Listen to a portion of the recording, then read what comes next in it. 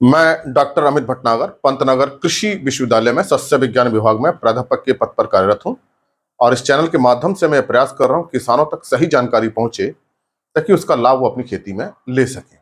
आज जो मैं चर्चा करना चाहता हूं यह है कि जो हम नाइट्रोजन के डिफरेंट सोर्स यूज करते हैं, जितने तरीके से देते हैं, चाहे हम यूरिया से दें, एनपीके खाद से दें, डीएपी से दें नाइट्रोजन, चाहे हम जैवांश पदार्थ से दें, गोबर की खाद हो, कंपोस्ट हो, मुर्गी की खाद हो, चाहे हम क्रॉप रेसिड्यू जो फसल अवशेष है उसमें जो नाइट्रोजन होती है उसके माध्यम से दें।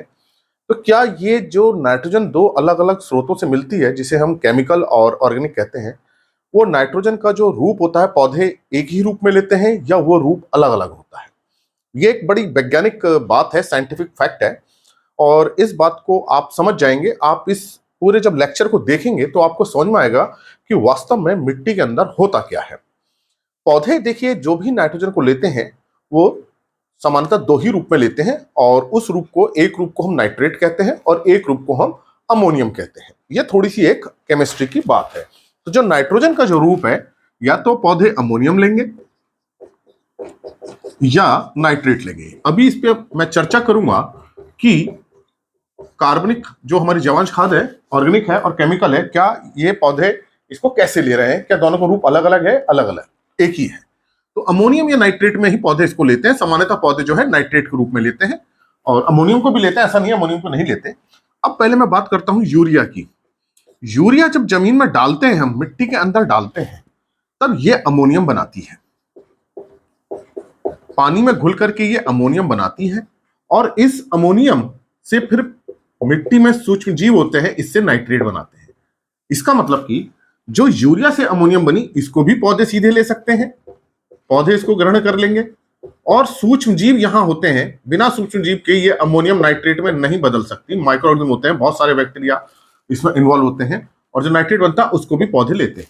इसका मतलब ये हुआ कि जो हम नाइट्रोजन का रूप में यूरिया दे रहे हैं, या दूसरी हम कोई रासायनिक खाद दे रहे हैं, एनपीके दें या डीएपी दें, वो पानी में घुलने के बाद सबसे पहले क्या बनाएगी?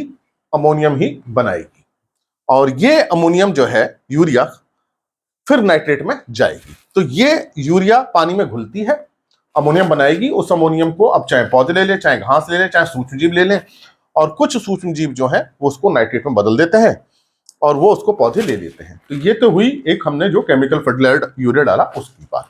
अब हम कर लेते हैं जैवांश खाद की बात। जैवांश खाद में क्या होगा? चाहे हमारी जैवांश खाद जो ऑर्गेनिक है, चाहे हम गोबर की खाद हो, चाहे एफवाईएम हो, कंपोस्ट हो, कुछ भी हो, ये सबसे पहले क्या होगा, यहां सूक्ष्म जीव इसके ऊपर एक्ट करते हैं, इस पर काम करते हैं, इसको भोजन की तरह काम करते हैं, जैवांश खाद को खाते हैं और इसका डिकम्पोजिशन करते हैं, अपघटन करते हैं, इसका अपघटन करते हैं। और अपघटन होने के बाद ये क्या बनता है? अमोनियम बनता है। तो इसका मतलब कि जो हमारी ऑर्गेनिक खाद है वो भी जमीन में डालने के बाद अमोनियम ही बनाएगी, और अमोनियम बनाने के बाद फिर ये नाइट्रेट बनाते हैं सूक्ष्मजीव, इसको भी सूक्ष्मजीव बनाते हैं। तो अब देखिए, यहां पे भी अमोनियम बन रहा है, नाइट्रेट बन रहा है, और यहां पे भी अमोनियम और नाइट्रेट बन रहा है। और केमिकली ये दोनों, मतलब ये इसका अमोनियम एक ही चीज है, नाइट्रेट एक ही चीज है। इसका मतलब ये है, चाहे आप यूरिया डालें, चाहे आप गोबर की खाद डालें, बनना उससे पहले अमोनियम ही है, फिर अमोनियम से नाइट्रेट बनना है। अब पौधे अमोनियम को भी ले सकते हैं और नाइट्रेट को भी ले सकते हैं, लेकिन एक अंतर है यहां पे। जैसे हम यूरिया डालते हैं, ये पानी में घुल जाती है और तुरंत घुलने के बाद अमोनियम दे देती है, और ये 24 घंटे में घुल जाएगी पूरी अच्छी तरह से, और इसका असर हमें 2-3 दिन बाद नजर आने लगता है। यूरिया डालने के तुरंत बाद पौधों का आप देखेंगे रंग हरा हो जाएगा, पत्तियां जो पीली पड़ती हरी हो जाएगी, पौधे सीधे हो जाएंगे, पत्तियों पर उसका असर नजर आएगा। तो यूरिया डालने के 3-4 दिन बाद ही हमें उसका असर नजर आता है, क्योंकि ये पानी में तुरंत घुलती है। तो ये काम बहुत फास्ट होता है, बहुत फास्ट है, बहुत तेज है।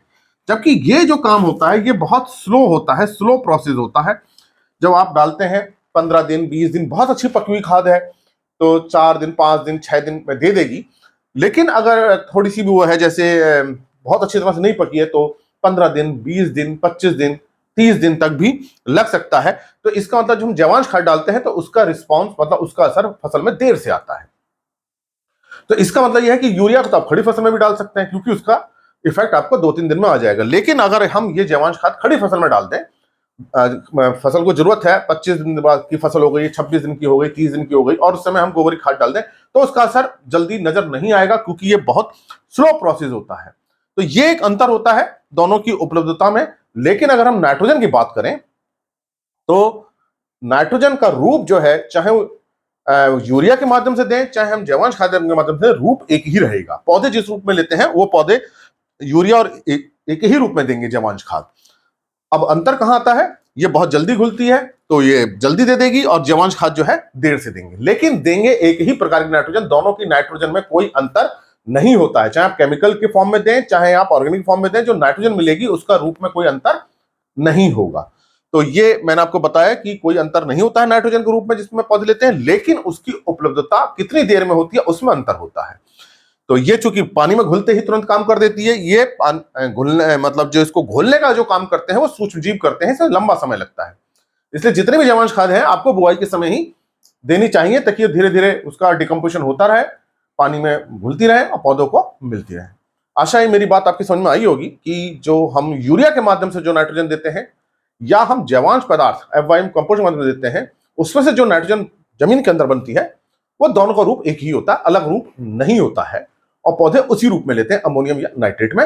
हाँ, उनकी उपलब्धता में अंतर हो जाता है, यूरिया का जल्दी घुलती है, जल्दी रिस्पॉन्स आता है, जैवांश खाद का धीरे धीरे आता है, क्योंकि इसको घोलने में सूक्ष्मजीव है, यहां कोई सूक्ष्मजीव ऐसा नहीं है, तुरंत घुल करके काम हो जाता है।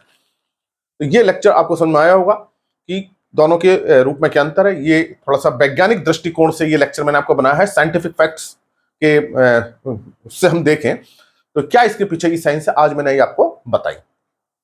आशा है ये लेक्चर आपको अच्छी तरह से समझ में आया होगा, और भी किसान इन चीजों को जान सकें इसके लिए जरूरी है कि आप इन वीडियोस को ज्यादा से ज्यादा लोगों के साथ शेयर करें, ताकि उनको भी ये फैक्ट्स, ये जानकारी पता हो।